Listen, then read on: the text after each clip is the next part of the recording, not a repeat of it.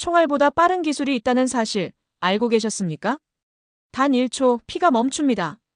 전쟁터에서, 재난 현장에서, 그리고 생사의 갈림길에서 한국이 또 하나의 게임 체인저를 만들어냈습니다. 오늘 이야기가 의미 있었다면 구독과 좋아요, 그리고 알림 설정까지 꼭 부탁드립니다. 이 채널은 매번 우리가 미처 몰랐던 한국의 진짜 실력을 전해드립니다. 저는 제인 콜린스입니다. 워싱턴에서 25년째 국방 전문 기자로 일하고 있죠. 전쟁터를 수없이 취재했습니다. 그곳에서 저는 한 가지 진실을 배웠어요. 총알이 생명을 빼앗는 게 아니라는 걸요. 피가 생명을 빼앗아간다는 사실을요. 2019년 바그다드 외곽이었습니다. 23 병사가 복부에 파편상을 입었죠. 의무병은 손으로 상처를 누르며 소리쳤습니다. 헬기가 오고 있으니 버티라고요. 하지만 5분이 채 안 돼서였습니다. 헬기 소리가 들렸을 때 이미 늦었죠. 통계를 찾아봤습니다. 전투 중 사망자의 40% 이상이 과다출혈 때문이라고 하더군요. 총에 맞아 죽는 게 아니라 피가 멈추지 않아 죽는 겁니다. 응급처치의 골든타임은 5분이라고 하죠. 하지만 전장에서 5분은 사치예요. 재난 현장도 마찬가지입니다. 출혈을 제어하지 못하면 모든 게 끝나버려요. 의사도 장비도 약품도 소용없습니다. 시간을 이길 수 없으니까요. 저는 항상 생각했습니다. 만약 피를 1초 만에 멈출 수 있다면 어떨까요? 말도 안 되는 상상이었죠. 그런데 2024년 가을이었습니다. 저는 한국에서 날아온 보고서를 받았어요. 첫 문장을 읽는 순간 손이 떨렸습니다. 1초 만에 지혈이 가능하다고요. 처음엔 믿을 수 없었어요. 하지만 데이터를 보니 달랐습니다. 이건 과장이 아니었어요. 혁명이었죠.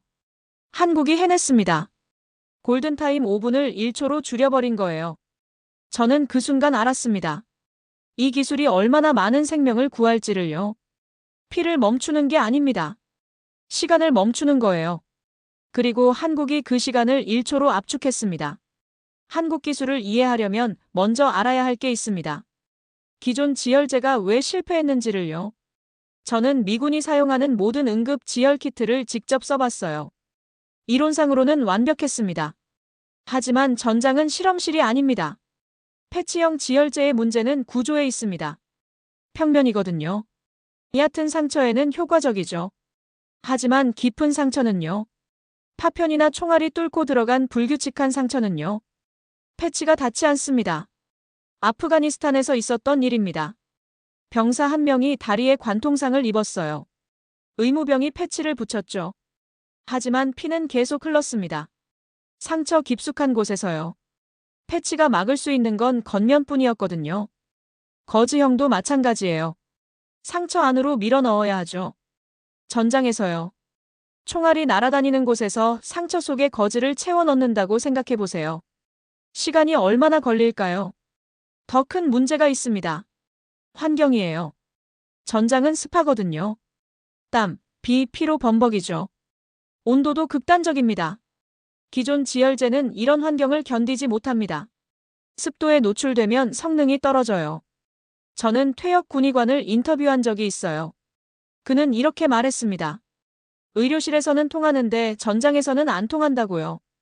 환경이 다르고 상황이 다르니까요. 전투의학의 딜레마입니다. 환자를 살리려면 시간이 필요해요. 하지만 전장에는 시간이 없죠. 연구자들은 의료를 알았지만 전장을 몰랐습니다. 그래서 실패한 겁니다. 전투 환경을 모르는 의료기술은 생명을 구하지 못합니다. 하지만 한국은 달랐습니다.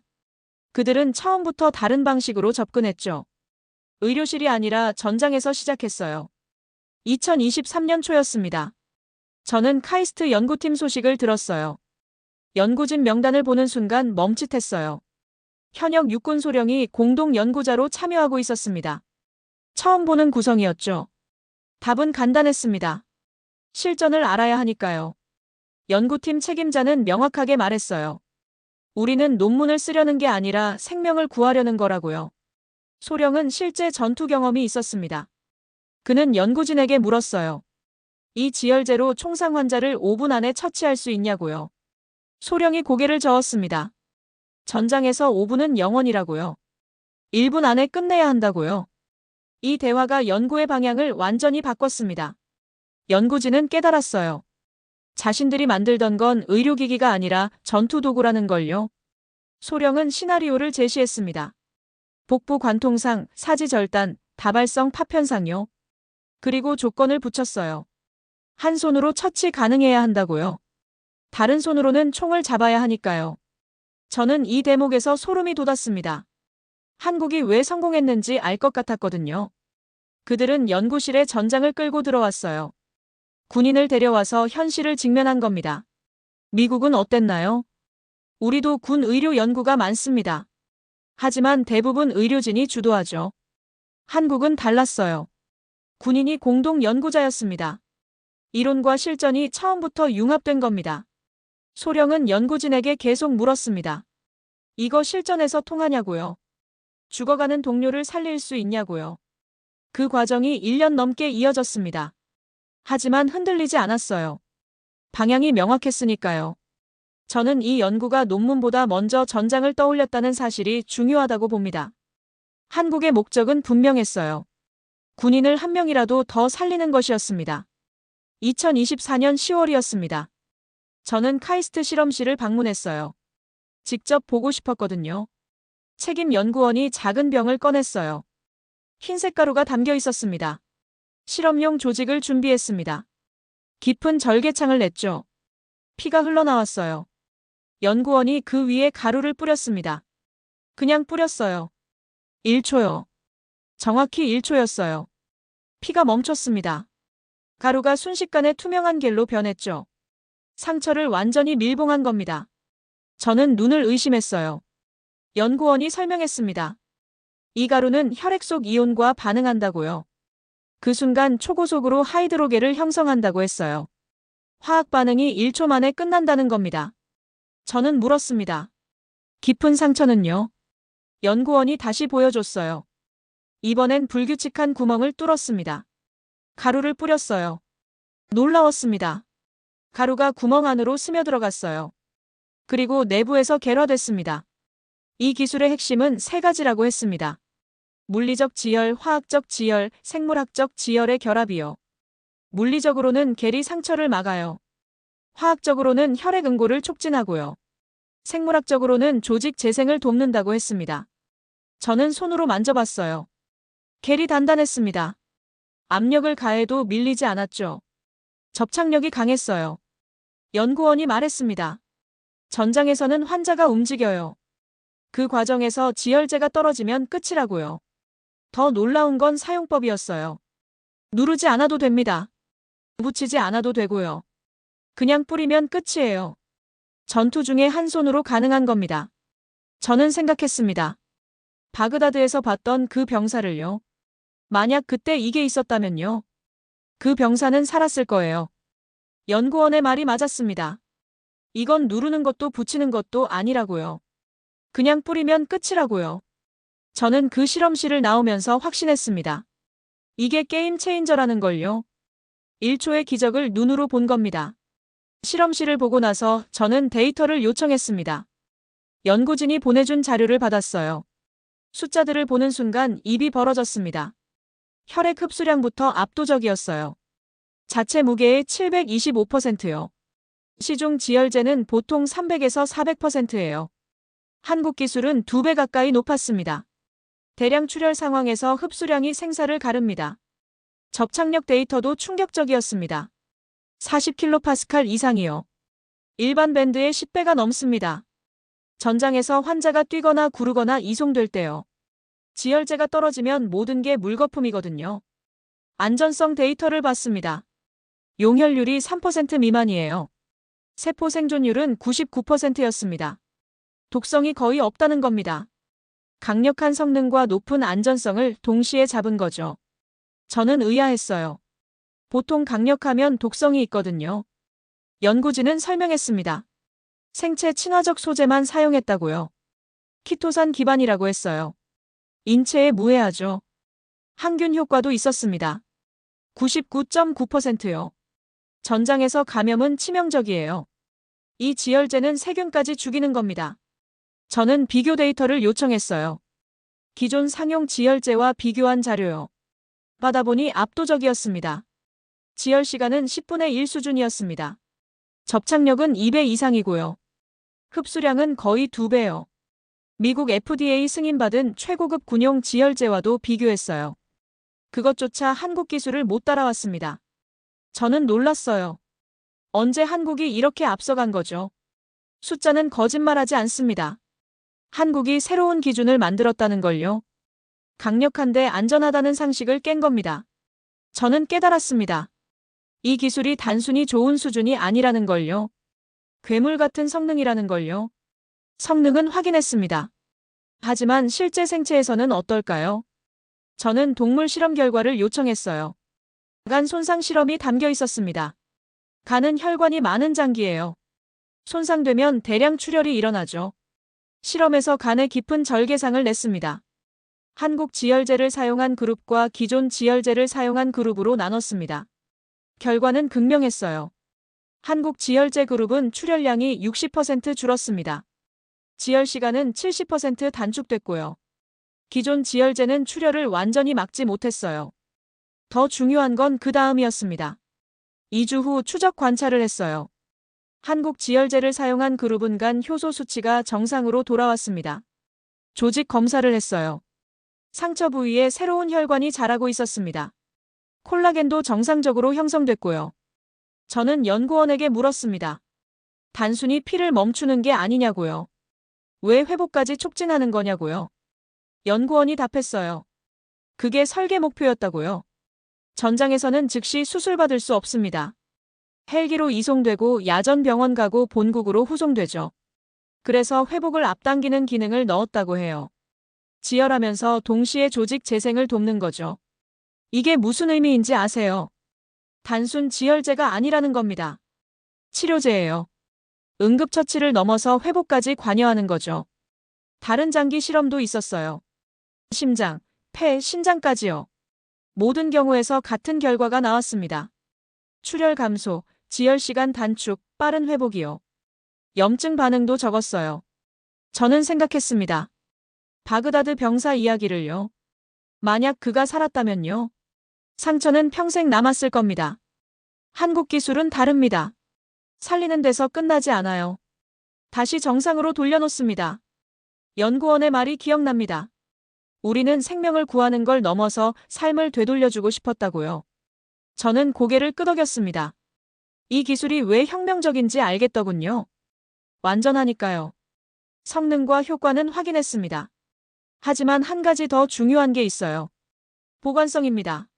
저는 안정성 테스트 자료를 요청했습니다. 실온에서 2년간 보관 후 테스트했다고 하더군요. 24개월 동안 그냥 선반에 놔뒀다는 겁니다.